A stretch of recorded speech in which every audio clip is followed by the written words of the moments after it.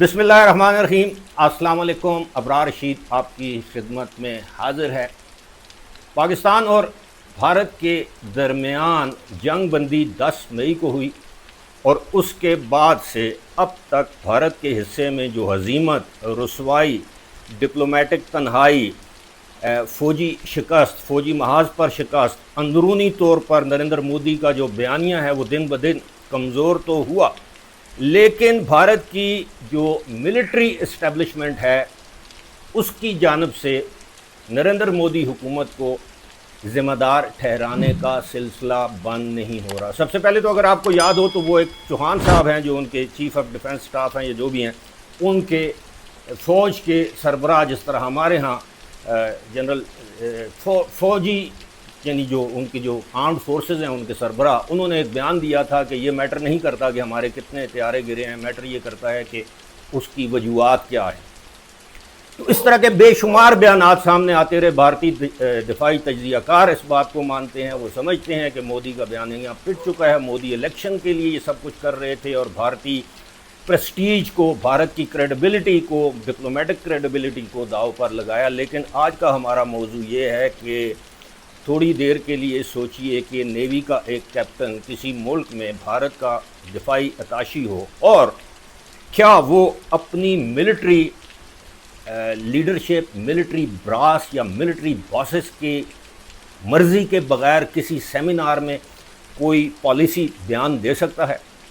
معاملہ یوں ہے کہ شیو کمار ایک دفاعی اتاشی ہیں انڈونیشیا یا جکارتہ میں بھارت کے۔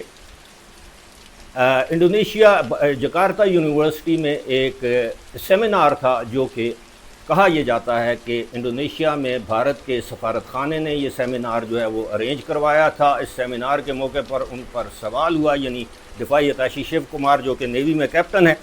اب کیپٹن نیوی میں آپ کو پتہ ہے کتنا بڑا عہدہ ہوتا ہے۔ انہوں نے کیا کہا اس موقع پر، پھر میں اس پر بات کروں گا۔ پہلے آپ یہ سائیڈ سکرین پر ان کی گفتگو سنیے۔ India lost a lot of aircrafts. I may not agree with him that India lost so many aircrafts, but I do agree that we did lose some aircraft, and that happened only because of the constraint given by the political leadership. آپ نے یہ گفتگو سنی، اس میں یہ کہتے ہیں کہ میں یہ نہیں کہوں گا کہ کتنے ایئر کرافٹ گرے ہیں یا بہت سے ایئر کرافٹ گرے ہیں، ایک ایئر کرافٹ گرا ہے، لیکن اس کی وجہ بھارتی حکومت یعنی سیاسی قیادت کی طرف سے ریسٹرینٹ تھا، کنسٹرینٹ تھے، دباؤ تھا۔ دباؤ کیا تھا؟ انہوں نے آگے چل کے یہ کہا کہ ہمیں بتایا گیا ہے کہ آپ نے پاکستان کی ملٹری انسٹالیشن یا تنصیبات پر حملہ نہیں کرنا، اور ہم نے حکومت کی بات مانی اور اس کے نتائج آپ کے سامنے ہیں۔ بالفاظ دیگر انہوں نے سارا ملبہ جو ہے وہ بھارت کی حکومت پر ڈال دیا، سیاسی قیادت پر ڈال دیا کہ جس طرح انہوں نے کہا ہم نے اسی طرح جنگ لڑی اور جنگ کے نتائج اب آپ کے سامنے ہیں۔ اس بیان کے بعد بھارت میں حسب معمول کھلبلی مچ گئی، گودی میڈیا شور کرنے لگا۔ اس کے علاوہ جو کانگریس کے لوگ ہیں انہوں نے بھارتی حکومت کے بیانیے کو ربش قرار دیا اور یہ کہا کہ بھارتی حکومت نے اپنی ساکھ بچانے کے لیے، اپنی پاپولیرٹی کے لیے ملک کی سلامتی یا دفاع کو داؤ پر لگایا۔ یہ بیانات اب انڈیا میں سامنے آ رہے ہیں۔ دفاعی تجزیہ کار یہ کہتے ہیں کہ کس طرح یہ پاسبل ہے۔ یہ اسی طرح ہے کہ پاکستان میں کرنل یا بریگیڈیئر رینک کا کوئی ملٹری اتاشی کسی دوسرے ملک میں بیٹھ کر اپنی حکومت کے خلاف بیان دے دے کہ ہم نے تو جو کچھ کیا ہے حکومت کے کہنے پر کیا ہے، تو کیا اس کرنل یا بریگیڈیئر یا ملٹری اٹیشی کے پاس، آپ سوچ سکتے ہیں کہ جب تک پاکستان کی ملٹری قیادت کی جانب سے کوئی اپروول نہ ہو، کیونکہ اس طرح کی جو باتیں ہوتی ہیں، سیمینارز ہوتے ہیں، اس میں باقاعدہ بریف جاتے ہیں ڈیفنس منسٹری کے، آپ کے ملٹری اداروں کے بذریعہ فارن آفس، آپ نپے تلے الفاظ استعمال کرتے ہیں، لیکن ایسا نہیں کیا گیا۔ یہ پہلی مرتبہ نہیں ہے۔ اس سے پہلے اگر آپ کو یاد ہو تو ایک سیمینار میں بھارت کے جو فضائیہ کے ایئر چیف مارشل ہیں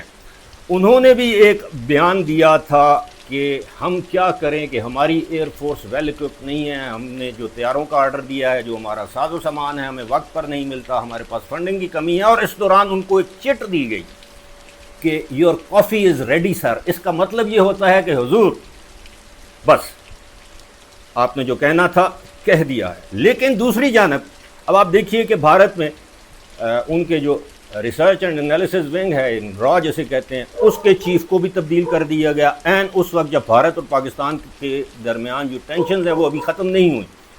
دوسری جانب اگر آپ کو یاد ہو تو انہوں نے اپنے ایک اور ملٹری انٹیلیجنس چیف کو تبدیل کیا تھا جنگ سے چند دن پہلے۔